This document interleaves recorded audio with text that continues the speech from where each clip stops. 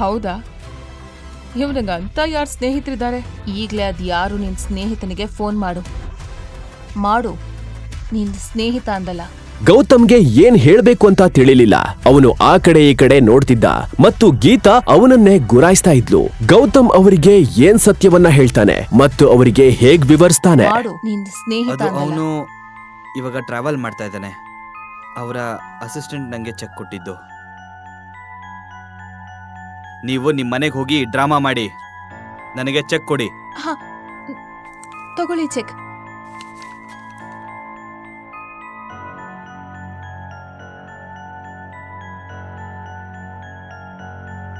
ಅಮ್ಮ, ನೀನ್ ಕಬೀರ್ ಎಷ್ಟು ಒಳ್ಳೆಯವನು ಅಂತ ಅಂದ್ಕೊಂಡಿದ್ಯೋ ಅದೆಲ್ಲ ಸುಳ್ಳು. ಕಬೀರ್ ಹಣದ ಬದಲು ಕೆಟ್ಟದಾಗಿ ವರ್ತಿಸೋದಕ್ಕೆ ಪ್ರಯತ್ನ ಪಟ್ಟ. ಸರಿಯಾದ ಸಮಯಕ್ಕೆ ಗೌತಮ್ ಬರ್ಲಿಲ್ಲ ಅಂದಿದ್ರೆ ನನ್ ಸ್ಥಿತಿ ಏನಾಗ್ತಿತ್ತೋ ನನಗೆ ಗೊತ್ತಿಲ್ಲ. ಮಗಳೇ, ನೀನು ಹುಷಾರಾಗಿದ್ಯಾ ಅಲ್ವಾ?